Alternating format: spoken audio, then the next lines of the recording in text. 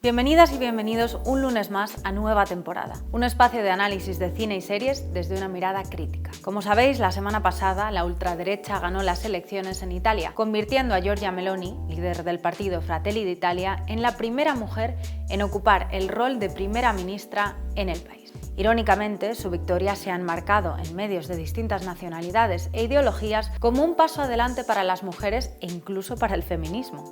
Digo irónicamente porque estamos hablando de una mujer cuyo partido desciende del neofascista movimiento social italiano formado por seguidores de Mussolini. Una mujer que se refiere al feminismo como ideología de género. Una mujer cuyo partido colabora con movimientos antiabortistas y anti-LGTB. Y una mujer que no tiene problema en utilizar y exponer públicamente a víctimas de violencia sexual para hacer propaganda electoral. En fin, por mucho que los medios se empeñen en blanquear a Meloni y al fascismo, no cabe duda de que Giorgia Meloni ni es un icono del feminismo ni tiene intención de promover una sola política que suponga un avance para los derechos de las mujeres. Meloni solo es un ejemplo más de que ser mujer y ser feminista son dos cosas muy diferentes. El hecho de que ahora Italia tenga una primera ministra mujer no va a suponer una mejora para el feminismo, sino un retroceso. Y precisamente sobre esto quiero reflexionar hoy. ¿Qué lleva a las mujeres a formar parte e incluso a liderar movimientos que tienen como objetivo, en vez de avanzar, retroceder en materia de derechos de las mujeres? En el mundo académico cada vez hay más investigaciones sobre el tema, pero la industria del entretenimiento también ha aportado su granito de arena al debate. Así que hoy voy a explorar la figura de la mujer antifeminista desde el punto de vista de dos series que han tenido un impacto muy importante en la articulación del imaginario feminista en los últimos años. Mrs. America, una serie histórica sobre la reacción antifeminista que desató la enmienda de igualdad de derechos en Estados Unidos en los 70, y El cuento de la criada, una adaptación de la novela distópica del mismo título escrita por la canadiense Margaret Atwood. Para quienes queráis verlas, diré que estas dos series no solo tienen en común su empeño por desentrañar la mentalidad de las mujeres antifeministas, sino que además están disponibles en la misma plataforma, HBO. Y dicho esto, procedo a analizarlas por orden cronológico, de los 70 en Estados Unidos al futuro distópico de Gilead. Muchos conoceréis la miniserie Mrs. America, que se estrenó en plena pandemia y que nos muestra dos lados opuestos de la historia del feminismo estadounidense. Por un lado, nos muestra los esfuerzos del movimiento feminista por ratificar la enmienda de igualdad de derechos que establecía que la igualdad de derechos ante la ley no sería negada o restringida por los Estados Unidos o cualquiera de sus estados por razón de sexo. Y por otro lado, nos muestra los intentos del movimiento antifeminista Stop Era, liderado por Phyllis Schlafly, de tumbar esta enmienda. El nombre de Stop Era no solo significaba parar la enmienda. La palabra stop era también un acrónimo de la frase Stop taking our privileges, es decir, dejad de quitarnos nuestros privilegios. Parece contradictorio que un movimiento liderado y conformado por mujeres vea el feminismo como una lucha en contra de los privilegios de las propias mujeres. Sin embargo, las mujeres que lucharon por tumbar la enmienda, amas de casa blancas de clase media alta, convocadas por Schlafly, consideraban que las leyes ya las protegían y que la enmienda de igualdad de derechos solamente las privaría de los privilegios que tenían por el hecho de ser mujeres. Para Schlafly, ser ama de casa era la vocación de toda mujer, y las feministas, con su denuncia a la mística de la feminidad y su obsesión por la emancipación de las mujeres, estaban despojando de su valor al rol de estas como amas de casa. La estrategia de Schlafly consistió, por lo tanto, en convencer a las mujeres de que la igualdad entre géneros era indeseable, dado que las privaría de permanecer en el hogar y de dedicarse a tiempo completo a ser esposas y madres. Un argumento que no se sostiene.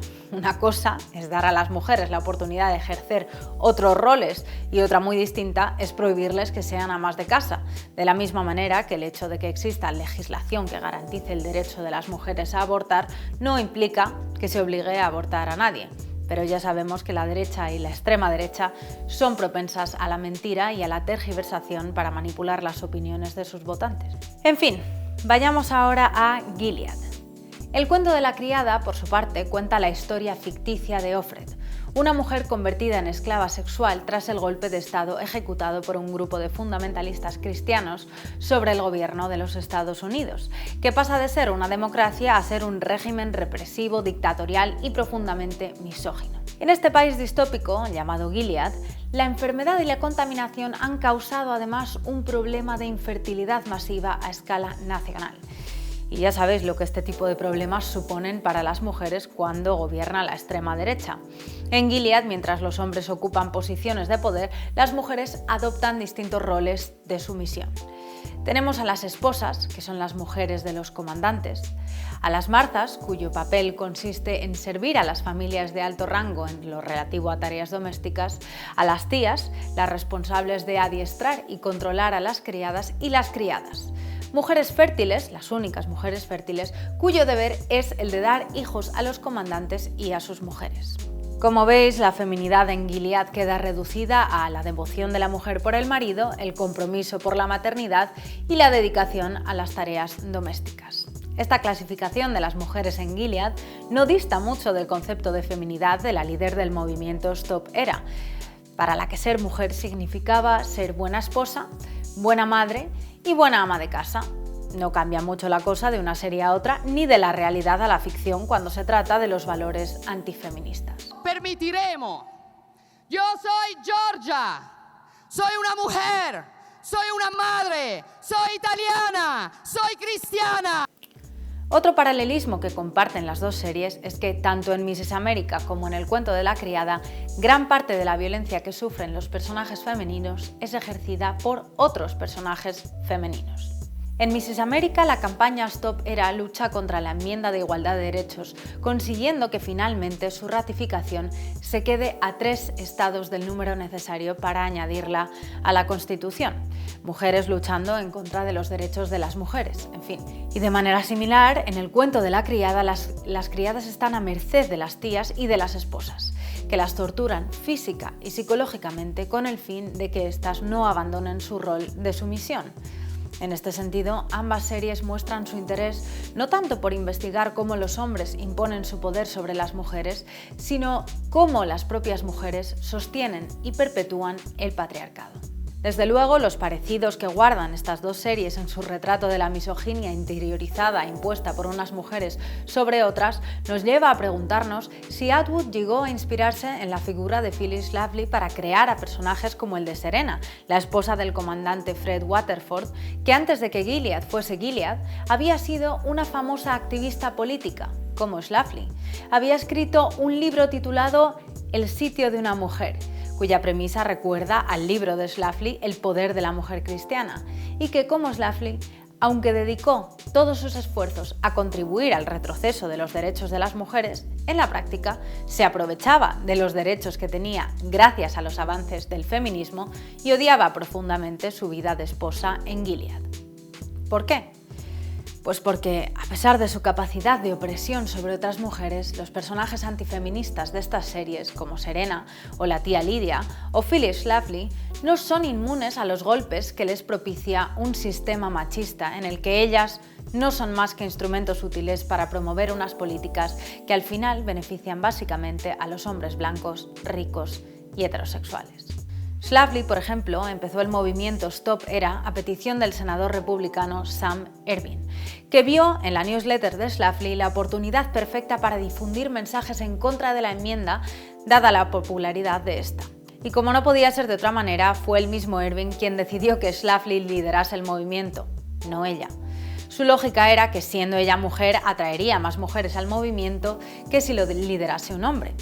Llamadme loca, pero a mí esto me suena a la estrategia de feminización que están llevando a cabo muchos partidos políticos de derecha y ultraderecha que han pasado de solo tener líderes hombres a que las mujeres ocupen puestos importantes de liderazgo en estos partidos. Véase Giorgia Meloni en Italia, Marine Le Pen en Francia, Pia Kjærsgaard en Dinamarca, Siv Jensen en Noruega o Alice Weidel en Alemania, por nombrar unas pocas. Aunque en Mrs. America el personaje de Schlafly no pierde en ningún momento la sonrisa, la serie pone de manifiesto el machismo que experimenta en su vida cotidiana y profesional por el simple hecho de ser mujer. En una escena, Schlafly asiste a una reunión de alto nivel sobre asuntos de seguridad en calidad de experta y acaba tomando notas porque, según los otros asistentes, todos hombres, las mujeres tienen mejor caligrafía. En el cuento de la criada tampoco se salva nadie, incluso las esposas, que ocupan el rango más alto dentro de las mujeres de Gilead, deben responder ante sus maridos. Y así es como las mujeres antifeministas que rechazan y ridiculizan la sororidad acaban desempeñando su propia forma de masculinidad para sobrevivir en un sistema diseñado por y para los hombres. Lo valioso de estas dos series es que ponen de relieve la importancia de reconocer el papel de las mujeres en la cruzada contra el feminismo y los derechos humanos. Cuando pensamos en el antifeminismo, pensamos en el antifeminismo de los hombres, pero aunque a menudo se nos olvide, las mujeres son cada vez más activas en grupos afines a la extrema derecha, como es el caso de QAnon. Y ahora que gran parte del debate político ocurre en la esfera digital, vemos que han surgido nuevas comunidades online de mujeres que rechazan el feminismo y reivindican roles más tradicionales para sí mismas, como las autodenominadas tradwives, que tienen como objetivo aumentar la tasa de natalidad de las familias blancas. De la victoria de Meloni he aprendido varias cosas. La primera, que no debemos subestimar el rol de las mujeres en el resurgimiento de la extrema derecha y el antifeminismo que ésta trae consigo. Por mucho que las mujeres antifeministas sean también víctimas del patriarcado, tienen un enorme poder sobre la agenda política en materia de derechos de las mujeres y por lo tanto debemos verlas como tal, mujeres poderosas con agencia que por su posición privilegiada de mujeres, en su mayoría blancas y de clase media alta, deciden luchar en contra de los derechos de las mujeres porque a ellas, las otras mujeres, les importan más bien poco. La segunda es que las cuestiones de género y sexualidad son clave para la extrema derecha, que impone la familia nuclear heteronormativa como modelo de organización social, ataca los derechos reproductivos de las mujeres, cuestiona la educación sexual, critica la llamada ideología de género, rechaza el matrimonio entre personas del mismo sexo y utiliza la violencia sexual y de género sufrida por las mujeres para fomentar el racismo, la islamofobia y el nacionalismo. Sí a la familia natural, no a los lobbies LGBT, sí a la identidad sexual, no a la ideología de género, sí a la cultura de la vida, no al abismo de la muerte, sí a la universalidad de la cruz, no a la violencia islamista, sí a fronteras seguras, no a la inmigración masiva. Y finalmente, que para conocer la mentalidad de las mujeres antifeministas son necesarias más series que exploren esta cuestión con la profundidad que lo hacen Mrs. America y El cuento de la criada, retratando a estas mujeres no tanto como villanas, sino como antiheroínas, con luces y sombras y con razones justificadas para posicionarse de la manera que lo hacen.